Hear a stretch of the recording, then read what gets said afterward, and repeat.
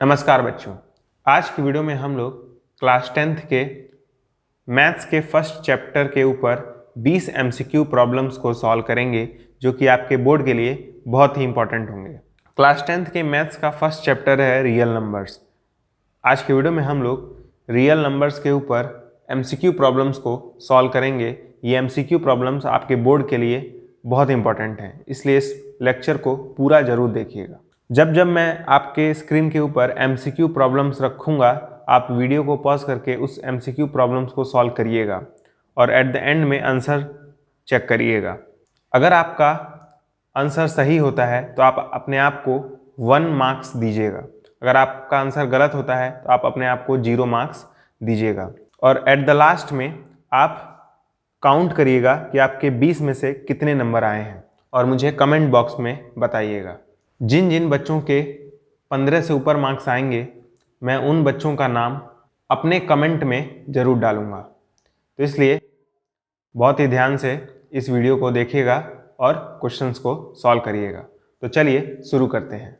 तो first question है, the exponent of 2 in the prime factorisation of 144 is, option A है आपका 4, option B है आपका 5, ऑप्शन सी है आपका 6, ऑप्शन डी है आपका 3। तो आप वीडियो को पॉज करिए और इस क्वेश्चन को खुद से ट्राई करिए। तो उम्मीद करता हूँ आपने इस क्वेश्चन को खुद से ट्राई किया होगा। अब आइए देखते हैं इसका सोल्यूशन क्या होगा। तो क्वेश्चन में कहा है आप प्राइम फैक्टराइजेशन करिए 144 का। तो हम लोग 144 का प्राइम फैक्टराइजेशन करेंगे। तो 144 लिख देते हैं। 2 7 ज़ा 14, 2 2 ज़ा 4, 2 3 ज़ा 6। तो यहाँ पे 7 है, 1 बचा, 1 और 2 मिलके 12 हो गया। तो 2 6 ज़ा 12। उम्मीद करता हूँ ये आपको आता होगा करने। 2 1 ज़ा 2, 2 8 ज़ा 16, 2 9 ज़ा 18। अब 3 से कैंसिल होगा, 3 3 ज़ा 9,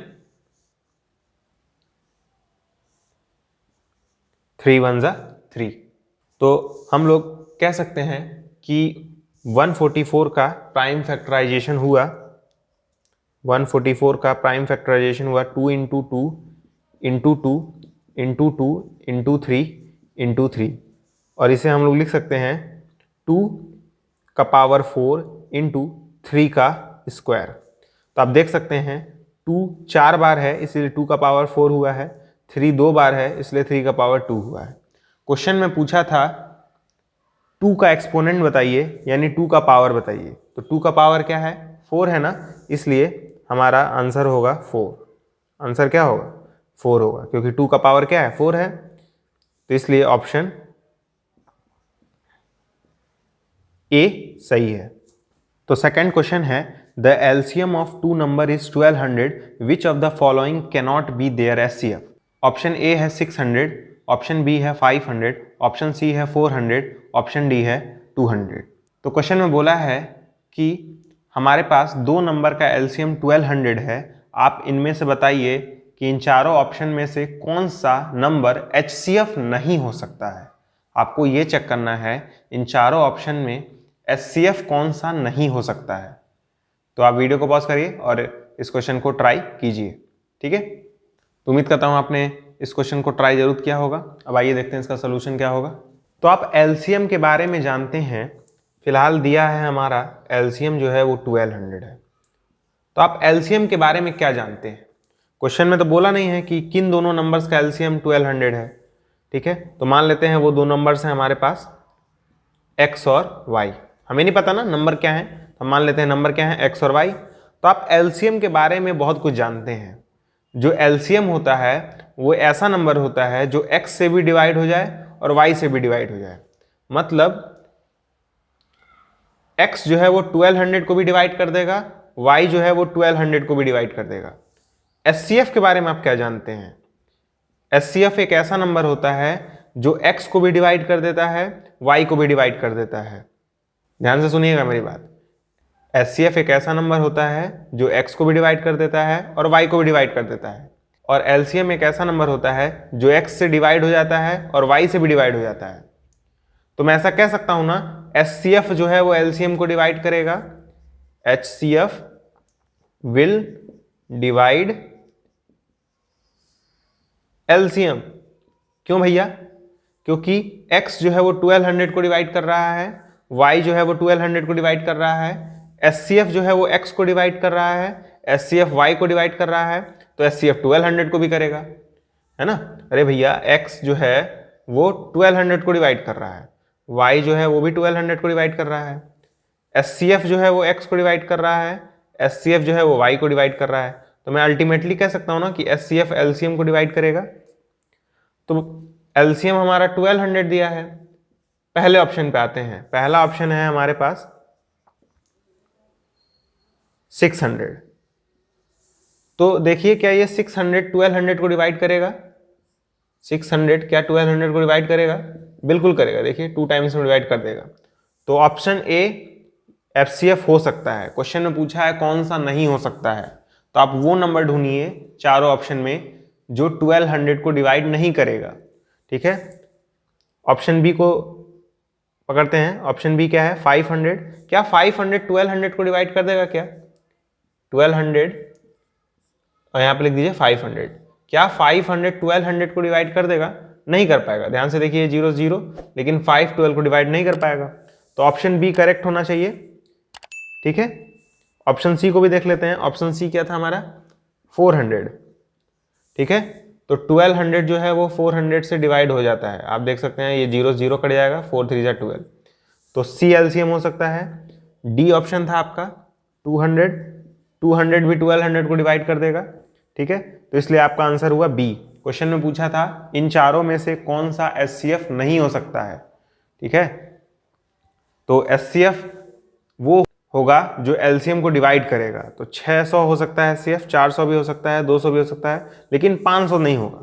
क्यों नहीं होगा? क्योंकि एचसीएफ जो है वो 1200 को डिवाइड करेगा, लेकिन 500 1200 को डिवाइड नहीं कर रहा है, इसलिए एचसीएफ नहीं होगा। थर्ड क्वेश्चन है, if P1 and P2 are two odd prime numbers such that P1 greater than P2, then P1 square minus P2 square is, पहला ऑप्शन है एन इवन नंबर, दूसरा ऑप्शन है एन ऑड नंबर, तीसरा option है an odd prime number, और चौथा option है a prime number. Question में बोला है कि P1 और P2 दो ऑड प्राइम नंबर्स हैं, इस तरह से कि P1 जो है वो P2 से बड़ा है। तो पता करिए P1 square minus P2 square क्या होगा। एक इवन नंबर होगा कि एक ऑड नंबर होगा कि एक ऑड प्राइम नंबर होगा कि एक प्राइम नंबर होगा। ये क्वेश्चन थोड़ा सा ट्रिकी है। मैं आज जो भी क्वेश्चंस करा रहा हूँ वो काफ़ी इंपॉर्टेंट है।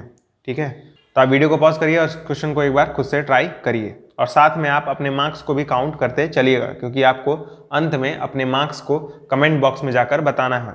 तो उम्मीद करता हूँ आपने इस क्वेश्चन को ट्राई किया होगा। आइए देखते हैं इसका सोल्यूशन क्या है। तो हमें P1 के बारे में पता है, P1 जो है एक ऑड नंबर है, ऑड प्राइम नंबर है ना। P2 के बारे में हमें पता है, P2 क्या है? एक ऑड प्राइम नंबर है। ठीक है, इस तरीके से कि P1 जो है वो P2 से बड़ा है। हमें P1 square minus P2 square के बारे में पता लगाना है। इसको हम लोग क्या बताइए, ऐसे नहीं लिख सकते हैं क्या? P1 प्लस P2 ब्रैकेट में P1 माइनस P2। अरे भैया a square minus B square लिखा है ना, तो a plus B a minus B हो जाएगा। तो वही मैंने P1 square minus P2 square को लिख दिया, P1 plus P2 P1 minus P2। अच्छा, P1 ऑड है P2 ऑड है, दो ऑड नंबर को जोड़िए, क्या आता है? P1 ऑड है P2 ऑड है, तो दो ऑड नंबर को जोड़ने पे क्या आता है? हमेशा एक इवन नंबर आता है। ठीक है, P1 ऑड है P2 ऑड है, तो दो ऑड नंबर को घटाने पे क्या आता है? इवन आता है। आप कोई भी दो ऑड नंबर को माइनस करके देख लीजिए, हमेशा इवन ही आएगा। तो actually P1 plus P2 even हो गया, P1 माइनस P2 इवन हो गया। अब आप दो इवन नंबर्स को मल्टीप्लाई करेंगे तो फाइनल आपका आंसर इवन नंबर ही आएगा। आएगा कि नहीं? तो इसलिए हमारा ऑप्शन ए करेक्ट होगा। P1 square minus P2 square is an even number. फिर से समझा रहा हूँ, P1 ऑड नंबर था, P2 ऑड नंबर था, P1 square minus P2 square के बारे में उसने पूछा था, तो मैंने P1 square minus P2 square की जगह लिख दिया P1 plus P2 P1 minus P2। P1 एक ऑड नंबर था, P2 भी एक ऑड नंबर था, दो ऑड नंबर को जोड़िए इवन आता है। P1 एक ऑड नंबर था, P2 एक ऑड नंबर था, दो ऑड नंबर को घटाइए इवन आता है, और दो इवन नंबर को मल्टीप्लाई करेंगे तो इवन नंबर आएगा। इसीलिए ये पूरी क्वांटिटी इवन नंबर होगी, इसीलिए हमारा ऑप्शन ए करेक्ट है। नेक्स्ट क्वेश्चन है the sum of exponent of the prime factors in the prime factorisation of 196 is, option A है 1, ऑप्शन बी है 2, ऑप्शन सी है 4, ऑप्शन डी है 6। तो क्वेश्चन बहुत आसान है। क्वेश्चन बोल रहा है कि आपको 196 का प्राइम फैक्टराइजेशन करना है और आपको उनके प्राइम फैक्टर्स के जो एक्सपोनेंट हैं उनका सम फाइंड करना है। तो आप वीडियो को पॉज करिए और इस क्वेश्चन को खुद से ट्राई करिए, नहीं आएगा तो सॉल्यूशन देखिएगा। तो उम्मीद करता हूँ आपने इस क्वेश्चन को ट्राई जरूर किया होगा। आइए इसका सॉल्यूशन देखते हैं। सॉल्यूशन करने के लिए पहले हम लोग 196 का प्राइम फैक्टराइजेशन करेंगे, ठीक है। कैसे करेंगे? 2 9 जा 18, 2 8 जा 16, 2 4 जा 8, 2 9 जा 18, 7 7 जा 49, 7 1 जा 7। तो 196 का प्राइम फैक्टराइजेशन हुआ 2 इंटू 2 इंटू 7 इंटू 7। इसे लिख सकते हैं 2 का पावर 2 इंटू 7 का पावर 2। आपको जो ये प्राइम फैक्टर्स हैं इनके एक्सपोनेंट्स को ऐड करना है, यानी इस 2 और इस 2 को ऐड करना है। तो 2 + 2 क्या आएगा? 4, क्योंकि क्वेश्चन में क्या बोला था? The sum of the exponent of the prime factors. तो एक्सपोनेंट को ऐड करेंगे तो 4 आएगा, 2 + 2 4, इसीलिए हमारा ऑप्शन सी करेक्ट होगा। तो फिफ्थ क्वेश्चन है the HCF of 95 and 152 is, option है आपका 57, ऑप्शन बी है आपका 1, ऑप्शन सी है आपका 19, ऑप्शन डी है आपका 38। तो आप इस क्वेश्चन को ट्राई कर सकते हैं खुद से, वीडियो को पॉज करिए और इस क्वेश्चन को ट्राई करिए। तो उम्मीद करता हूँ आपने इस क्वेश्चन को ट्राई जरूर किया होगा। आइए देखते हैं इसका सोल्यूशन क्या हो। तो हमें 95 और 152 का HCF निकालना है। तो आप लोग जानते हैं कैसे करते हैं HCF। 152 यहाँ लिख देते हैं 95। अब 95 का टेबल एक बार पढ़िए, कितना आएगा? 95 माइनस करिए, 12 और 5 को माइनस करेंगे 7 आएगा। तो यहाँ पे 14 बचा, 14 में से 9 घटाएंगे तो 5 आएगा, ठीक है। जो रिमाइंडर आया है अब उसको इससे डिवाइड कर देंगे, यहाँ 95 लिखेंगे, 57 1 जा 57। तो अब इसे माइनस कर लीजिए, क्या आएगा? 38, ठीक है। अब हम लोग 57 को 38 से डिवाइड कर देंगे, यहाँ 57 लिखिए, 38 1 जा 38, माइनस करिए 19 आएगा। अब 38 को 19 से डिवाइड करिए, यहाँ 38 लिख दीजिए, 19 2 जा 38। तो आप देख सकते हैं 19 से डिवाइड हो जा रहा है ना, मतलब अब रिमाइंडर नहीं बच रहा। तो जिस नंबर से कंप्लीटली डिवाइड हो जाता है कोई चीज़, उसी को हम लोग HCF कहते हैं। क्योंकि यहाँ पे 19 से हमारा डिवीज़न टर्मिनेट हो गया है ना, ख़त्म हो गया है, तो हम लोग 19 को HCF कहेंगे। तो इसलिए 95 और 152 का HCF आएगा 19, यही हमारा आंसर। तो सिक्स्थ क्वेश्चन है if HCF of 26 and 169 equals to 13 then LCM of 26, 169 is equal to, option A है 26, ऑप्शन बी है 52, ऑप्शन सी है 338, ऑप्शन डी है 30। तो इस क्वेश्चन को भी आप वीडियो को पॉज करके खुद से ट्राई करिए। तो उम्मीद करता हूँ आपने इस क्वेश्चन को ट्राई जरूर किया होगा। तो आप हो सकता है LCM निकाले हों 26 और 169 का, तो अच्छा मेथड है वो भी। आपने एक फॉर्मूला भी पढ़ा है कि LCM इंटू HCF इक्वल होता है प्रोडक्ट ऑफ नंबर यानी A इंटू बी की। आपके नंबर्स दिए हुए थे A 26, B यानी 169, ये नंबर्स दिए हुए थे।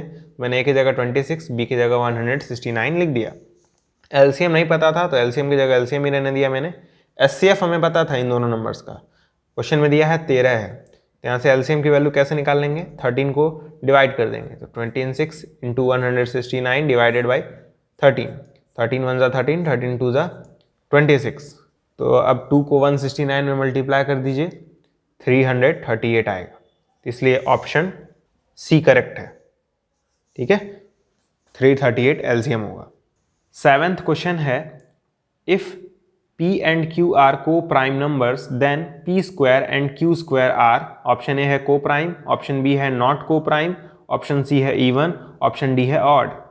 तो ये क्वेश्चन बड़ा मज़ेदार है, आप वीडियो को पॉज करिए और इस क्वेश्चन को खुद से ट्राई करिए। उम्मीद करता हूँ आपने इस क्वेश्चन को ट्राई खुद से जरूर किया होगा।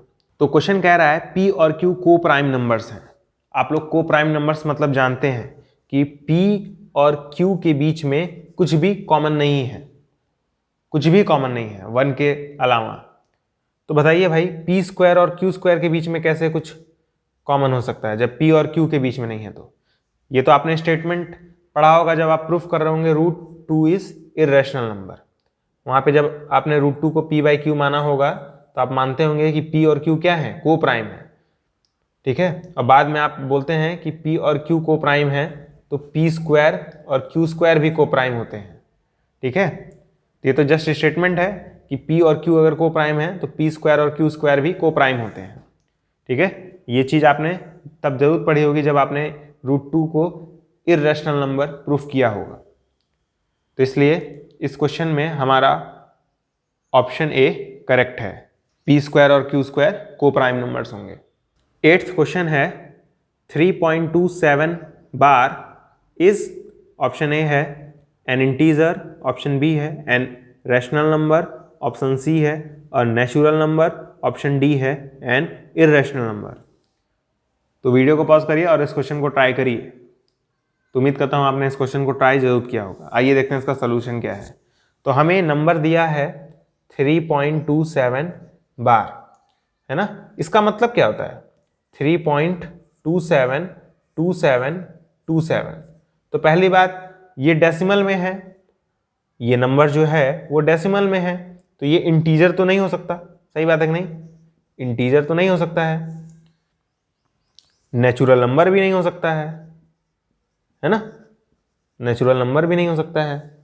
अब बचा या तो ये रैशनल होगा या तो इर्रेशनल होगा। तो आपने रैशनल नंबर के बारे में पढ़ा था कि रैशनल नंबर में डेसिमल एक्सपेंशन जो होता है, रैशनल नंबर में जो डेसिमल एक्सपेंशन होता है या तो वो टर्मिनेटिंग होता है यानी वो खत्म हो जाता है, या फिर वो होता है non terminating but repeating, non terminating but repeating, है ना। इसका मतलब क्या है कि रैशनल नंबर का जो डेसिमल एक्सपेंशन होता है या तो वो टर्मिनेट कर जाता है, जैसे 3.5 टर्मिनेट कर दिया, पॉइंट के बाद एक ही डिजिट है, टर्मिनेट कर गया ना, मतलब पॉइंट के बाद बहुत सारे डिजिट नहीं है, तो ये एक रैशनल नंबर होगा। लेकिन अगर बहुत सारे डिजिट्स हैं, जैसे इस केस में बहुत सारे डिजिट्स हैं 272727, तो अगर ये रिपीट कर रहा होगा ना तो भी रैशनल नंबर हो जाएगा, यानी नॉन टर्मिनेटिंग बट रिपीटिंग।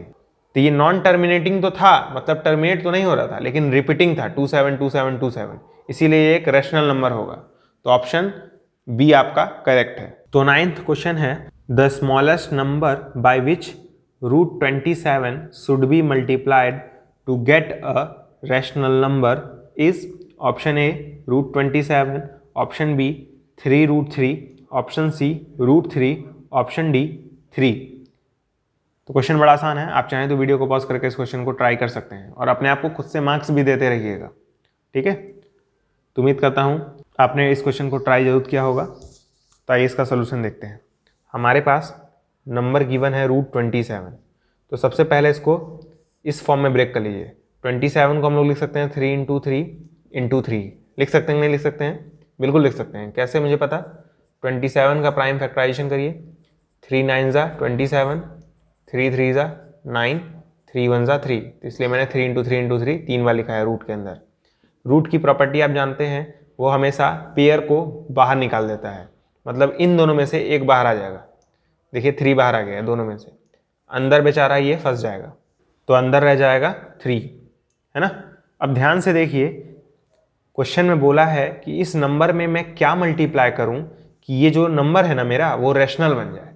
अभी तो ये इर्रेशनल है, अगर ये √3 नहीं होता तो ये रैशनल हो जाता। तो सोचिए आप इसमें क्या मल्टीप्लाई करेंगे, मल्टीप्लाई करना है, आप इसमें क्या मल्टीप्लाई करेंगे कि ये रैशनल बन जाए और वो सबसे छोटा भी होना चाहिए। तो आप सोचिए बस इसी √3 से ही तो प्रॉब्लम है।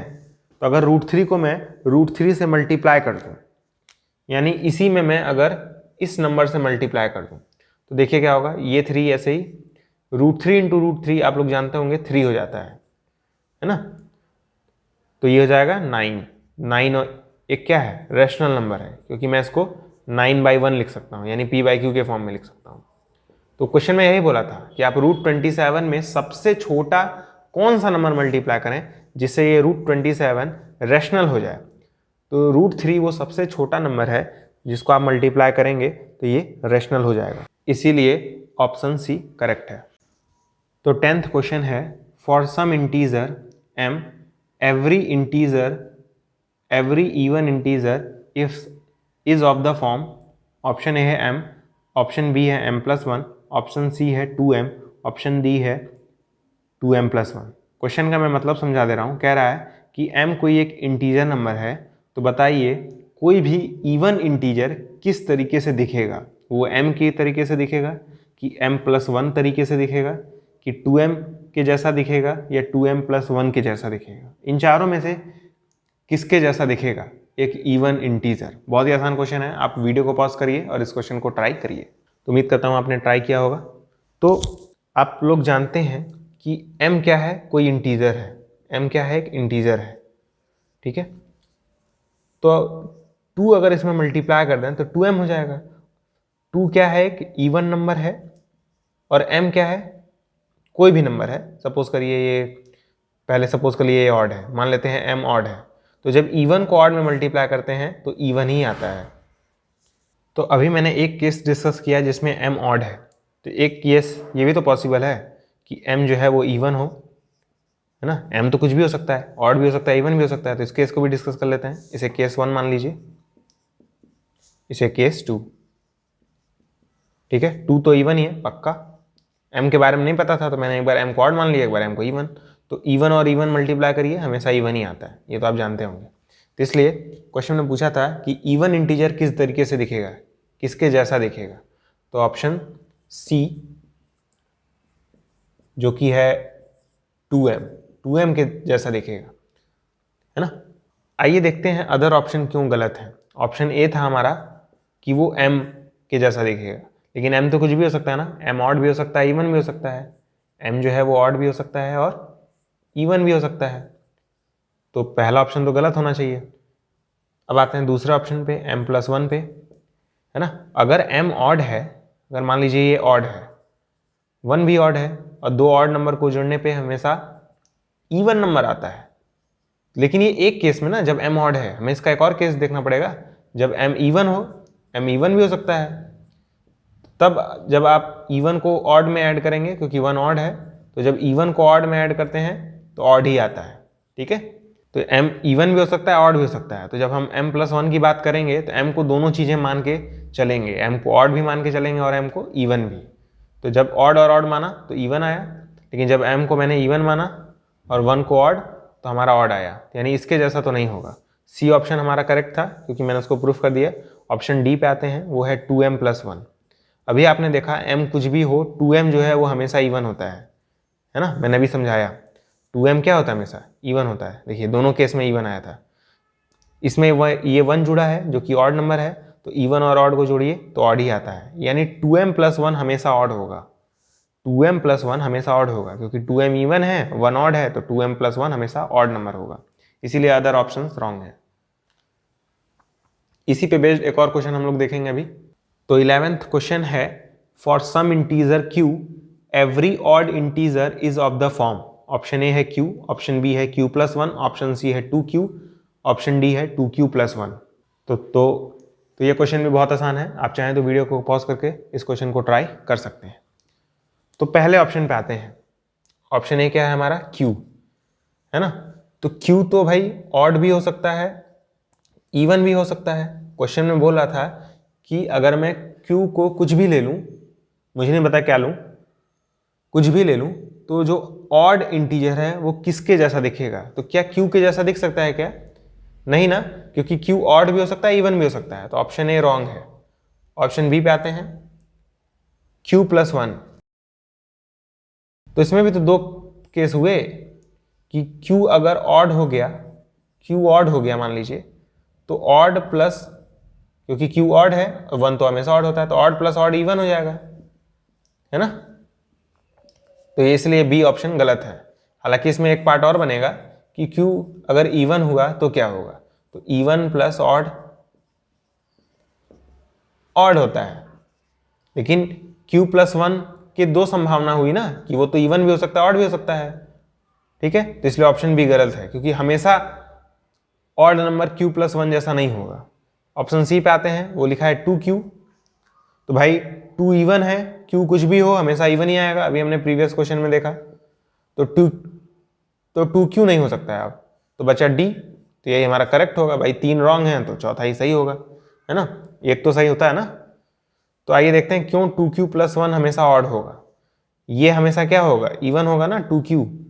हमने अभी जस्ट प्रीवियस क्वेश्चन में प्रूफ किया कि 2q क्या होगा, हमेशा इवन होगा, और 1 तो ऑड होता है भाई, और इवन और ऑड को जोड़िए तो हमेशा क्या आता है, ऑड आता है। ठीक है, इसीलिए ये 2q प्लस वन हमेशा ऑड होगा, यानी हर एक ऑड नंबर इसके जैसा दिखेगा। ठीक है, आप लेके देख सकते हैं, जैसे 5, ठीक है, 5 को आप लिख सकते हैं 2 इंटू 2 प्लस 1, है ना। तो देखिए ये कुछ ऐसा नहीं है, 2 इंटू क्यू प्लस 1। ठीक है, 7 ले लीजिए, इसे आप लिख पाएंगे 2 इंटू 3 प्लस 1, 2q प्लस 1 जैसा। ठीक है, तो इसलिए हमारा ऑप्शन डी इस बार करेक्ट है। हमारा हर एक ऑड नंबर 2q प्लस 1 जैसा दिखेगा।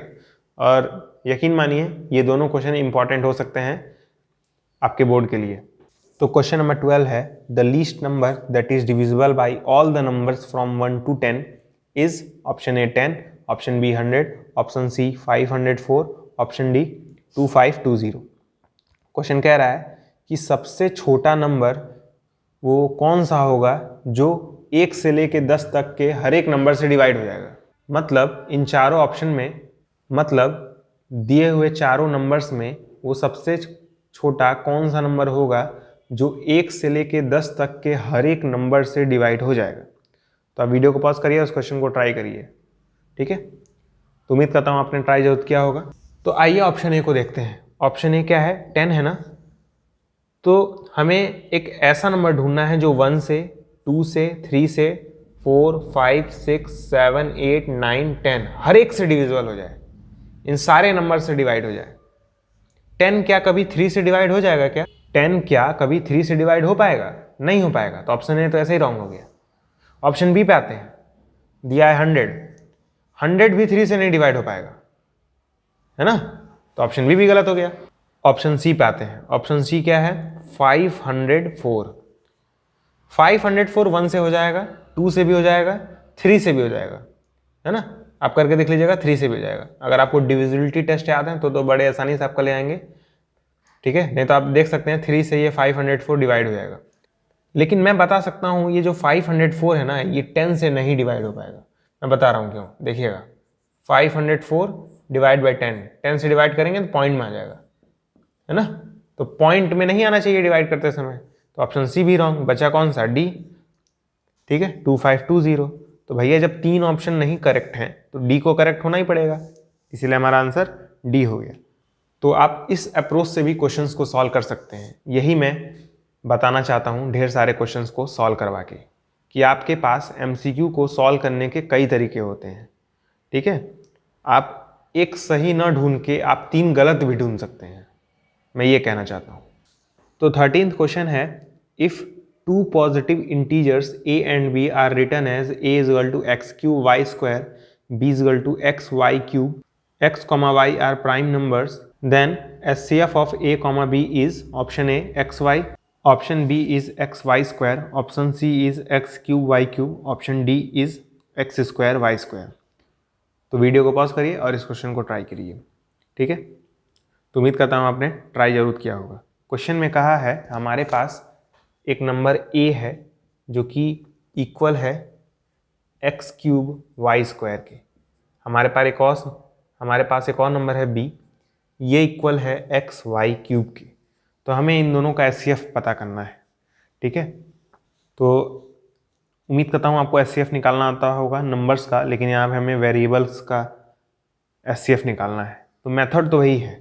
देखिए मैं क्या करने जा रहा हूँ, एक्स क्यूब को बताइए मैं ऐसे लिख सकता हूँ क्या, एक्स इंटू एक्स।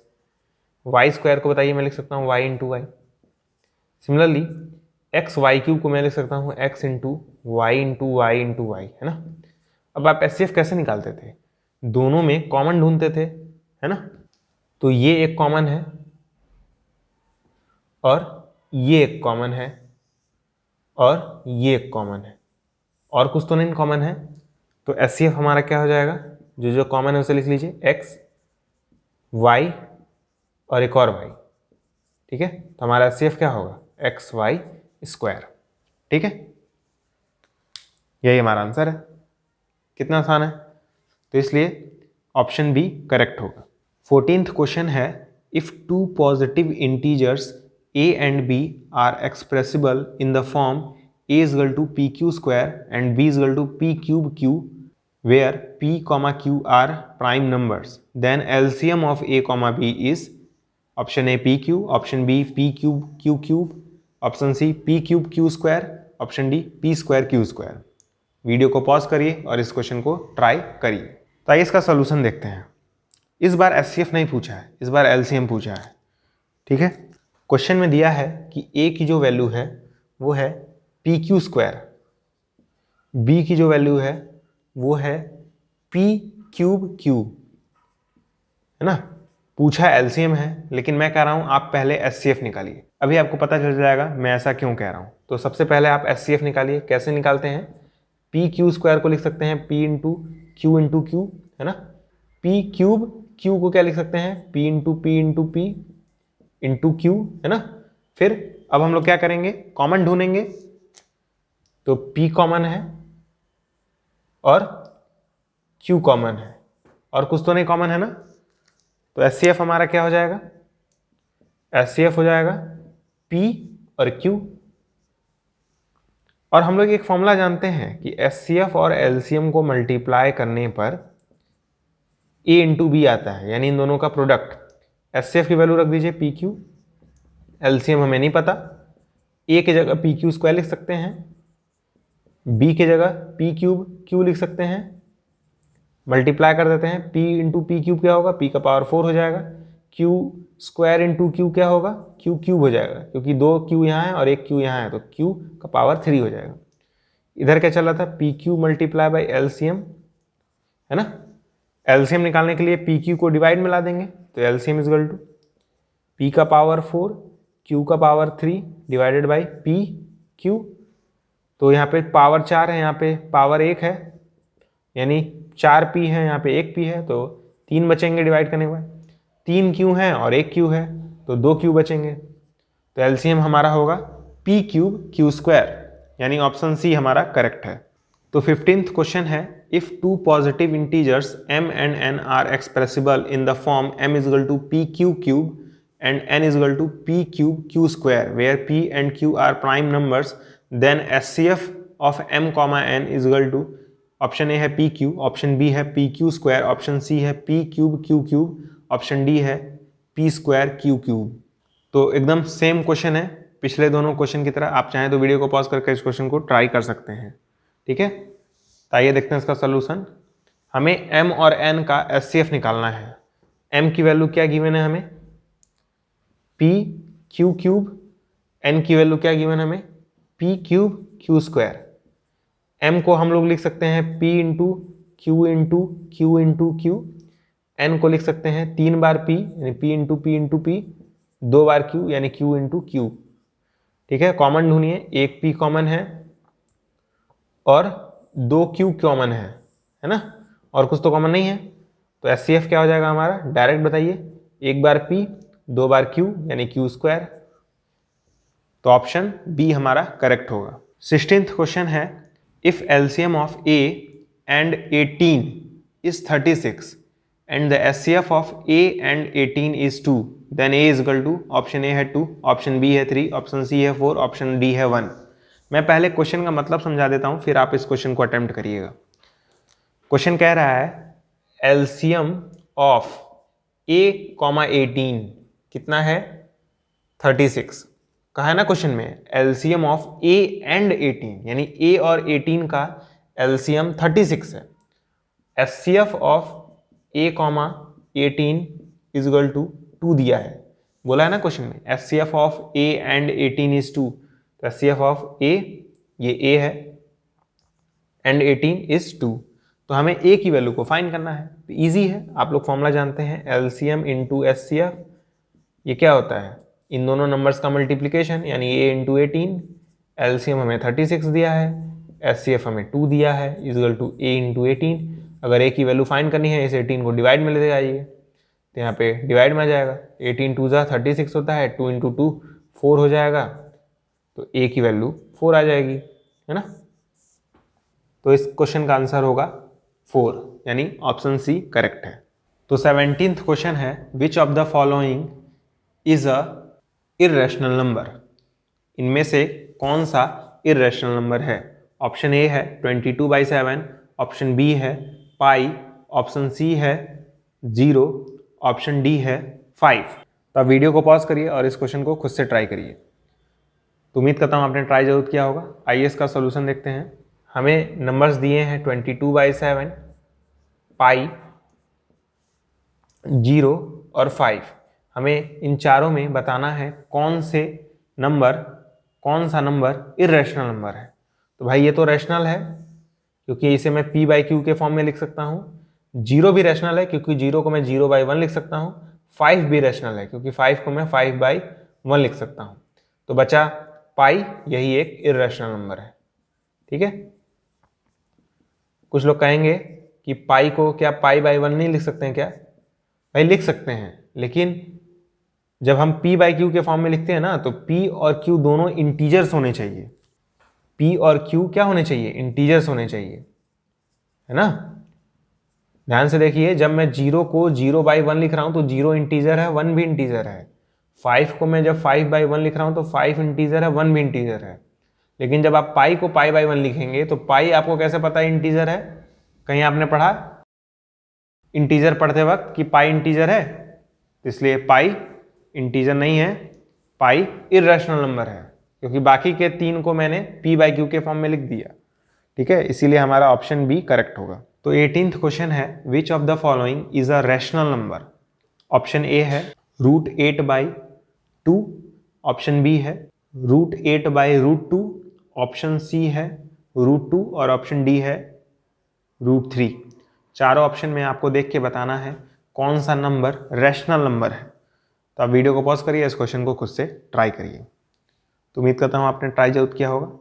तो आते हैं ऑप्शन ए पर। ऑप्शन ए क्या है हमारा, √8/2। √8 को आप बताइए इस तरह लिख सकते हैं क्या, 2 इंटू 2 इंटू 2, है ना। 2 इंटू 2 4 होता है, 4 2 8 होता है। अब आप जानते हैं रूट में से इन दोनों पेयर में से एक बाहर आ जाएगा, यानी 2 बाहर आ जाएगा, अंदर ये बेचारा फंस जाएगा, 2 से 2 कैंसिल हो जाएगा, बचेगा √2। ठीक है, और ये एक इर्रेशनल नंबर होता है, लेकिन हमें रैशनल खोजना है, यानी एक पूरा ये इर्रेशनल नंबर है। ऑप्शन बी पे आते हैं। ऑप्शन बी दिया है हमारा √8/√2। तो अगेन √8 को मैं लिख पाऊंगा 2 इंटू 2 इंटू 2 डिवाइडेड बाई √2। ये 2 बाहर आ जाएगा, रूट के अंदर बचेगा √2, नीचे भी है √2, √2 से √2 कैंसिल हो जाएगा 2, और 2 एक रैशनल नंबर होता है ना। 2 को हम लोग 2/1 लिख सकते हैं। तो ऑप्शन बी करेक्ट होगा। ऑप्शन सी इनकरेक्ट है, क्योंकि वो √2 एक इरेशनल नंबर होता है, आपने थ्योरम में पढ़ा होगा। √3 भी एक इरेशनल नंबर होता है, तो इसलिए सी और डी वैसे ही फॉल्स हैं। तो इसलिए हमारा करेक्ट ऑप्शन हुआ ऑप्शन बी। ठीक है, 19th क्वेश्चन है, विच of the following is irrational number. पहला ऑप्शन है 3.17 का बार, दूसरा ऑप्शन है 3.12 का बार, थर्ड ऑप्शन है 3 और फोर्थ ऑप्शन है 4.173247 ... आपको पता करना है इन चारों में से कौन सा इर्रेशनल नंबर है। तो वीडियो को पॉज करिए और इस क्वेश्चन को ट्राई करिए। तो उम्मीद करता हूँ आपने ट्राई जरूर किया होगा। आइए इसका सॉल्यूशन देखते हैं।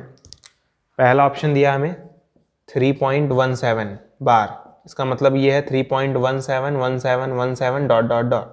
तो ध्यान से देखिए, ये नॉन टर्मिनेटिंग बट रिपीटिंग का केस है। मतलब टर्मिनेट तो नहीं कर रहा है, यानी इन्फिनिट डिजिट है डेसिमल में, लेकिन रिपीट कर रहे हैं, तो ये क्या हो जाएगा, रैशनल हो जाएगा, क्योंकि टर्मिनेट तो नहीं कर रहा है लेकिन रिपीट कर रहा है। रिपीट करेगा तो रैशनल हो जाएगा। 3.12 का बार भी सिंपली 3.12 डॉट डॉट डॉट, तो ये भी नॉन टर्मिनेटिंग लेकिन रिपीटिंग है, तो ये भी रैशनल हो जाएगा। सी ऑप्शन पे आते हैं, 3 है, 3 को मैं 3/1 लिख सकता हूं, यानी p/q के फॉर्म में, तो ये रैशनल हो गया।